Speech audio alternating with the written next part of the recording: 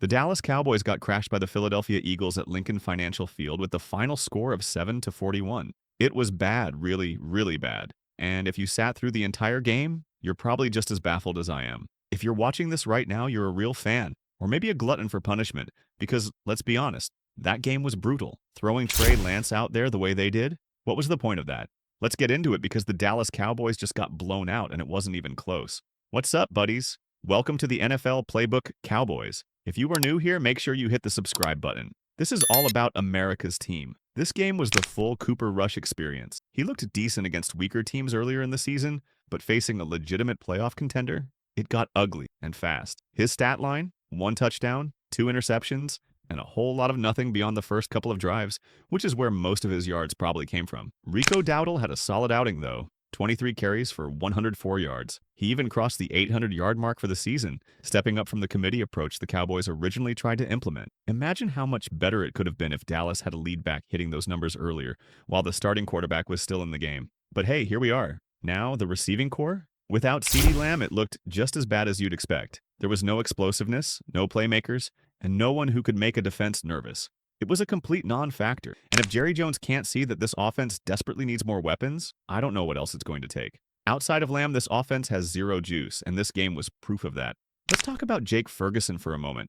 Look, I like the guy. The nickname Iceberg Ferg, it's great. And as a player, he's solid. But let's be real, we've let the hype around him as a Cowboy carry him a bit further than what he actually brings to the table. At the end of the day, Jake Ferguson is an average NFL tight end. That's not a bad thing, but it's important to keep expectations realistic. Ferguson's skill set and athleticism don't scream elite. He's not the kind of player you'd label as an explosive weapon on the field. Sure, every now and then, he might have a standout game where he gets close to 100 yards and maybe scores a touchdown. But let's be honest, that's the exception, not the rule. By the time the 2025 training camp rolls around, the tight end position should absolutely be up for competition. Now, to be clear, I'm not saying the Cowboys need to get rid of Ferguson or bench him, but they do need another option in the tight end, someone who can genuinely compete with him and maybe even surpass him. Right now, Ferguson's athleticism and hands leave a lot to be desired.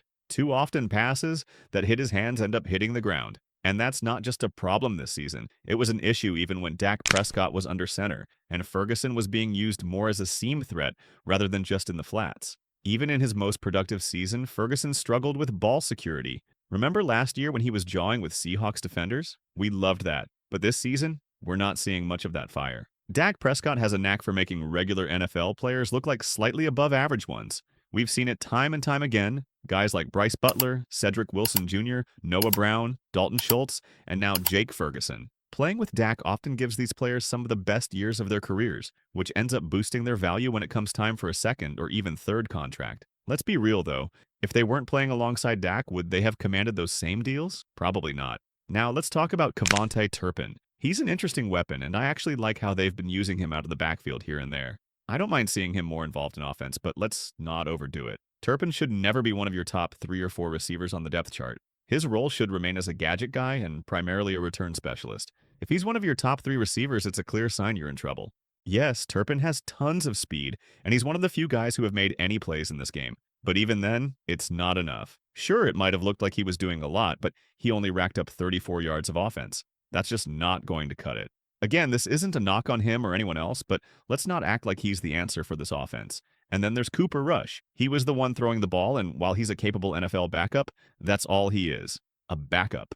By no means is he a threat to Dak Prescott's job security. It's baffling, though, why the Cowboys brought Trey Lance into the game and then used him the way they did. Lance didn't even get a chance to warm up properly. His shoulder was probably still cold when he jogged off the field. They let him throw 1 pass for 1 yard, and that was it. What's the plan here? Why are they so hesitant to let Trey Lance actually play? The Cowboys defense got absolutely shredded by Kenny Pickett, and a lot of that blame falls on Andrew Booth Jr. Let's be honest. Andrew Booth Jr. has no business being anywhere near the Dallas Cowboys organization after this season. Frisco, Arlington, Oxnard, wherever the team is, he shouldn't be. Every time he's on the field, it's like a barbecued chicken alert for the opposing quarterback.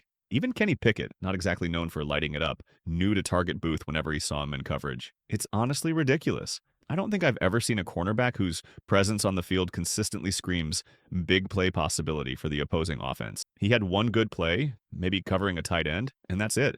Maybe he needs to convert to safety because cornerback is clearly not his calling in the NFL. And for a team trying to compete for a championship, there's no room for a player like that on the roster. If the Cowboys ever find themselves relying on Andrew Booth Jr. again, they might as well pack it up. Bugs Bunny style, dig their own grave, and call it a wrap. That's how bad it is. Speaking of struggles, we need to address Micah Parsons and how the team is using him. Parsons had just 2 tackles in this entire game, one of which was a meaningless tackle for loss late in the game, probably on the backup running back after Saquon Barkley had already racked up close to 200 yards on this defense. That's not what you expect from a player of Parsons' caliber. Here's the issue. The way they're deploying Parsons, mainly sticking him on the edge, makes it far too easy for offenses to neutralize him. Yes, pressures are nice, they look good on paper, but they don't tell the full story. Pressures don't change the scoreboard. Philly put up 41 points, so how much impact did those pressures really have? That's the problem with relying on that stat. It doesn't reflect the actual outcome of a play. The Cowboys need to figure out a better way to use Micah Parsons, one that maximizes his disruptive potential across the field. Right now, it's just not working. The issue with Micah Parsons' highly touted statistics, like pressures, is that they don't tell the whole story. Sure, he pressured the quarterback, but if that pressure led to a touchdown or a 10-yard completion, what does it really mean? That's why I'm not a fan of relying on that stat. Parsons is walking away from games without any truly meaningful impact plays. Honestly, switching to a 3-4 defense next season might be the solution. Let him play off the ball and use his athleticism more dynamically. Right now, keeping him on the edge just makes it too easy for opposing teams to game plan him out of the picture. In the biggest games, it's not that Parsons is disappearing, it's that the way he's being used is far too predictable. As a pass rusher, it's simply too easy for NFL coaches to neutralize him. That's why I've always said a shutdown corner will always be more valuable to a defense than even the best pass rusher. A corner can take away an entire side of the field on every play, while a pass rusher can be schemed out of a game. Now, to be clear, I'm not blaming Parsons for the outcome of this game. This was the Andrew Booth Jr. show from start to finish, but let's also acknowledge that the offense's complete inability to produce put the defense in an impossible position. Eventually, the dam had to break, and the Eagles took full advantage. Oddly enough, this might have been the best thing to happen to the Cowboys in the long run. Why? Because Jerry Jones can't ignore the flaws in this team anymore. This loss forces him to see what's painfully obvious. This roster needs serious help. Wholesale changes are necessary, especially on offense. The worst possible outcome would have been scraping out a win in this game without CeeDee Lamb and with Cooper Rush at quarterback. That kind of result would have just given Jerry an excuse to say, "We like our guys." Now, he can't fall back on that. He has no choice but to go out and get players who can truly elevate this team. If there's one positive to take from a game like this, it's the hope that this kind of embarrassment will finally drive meaningful changes for the Cowboys moving forward.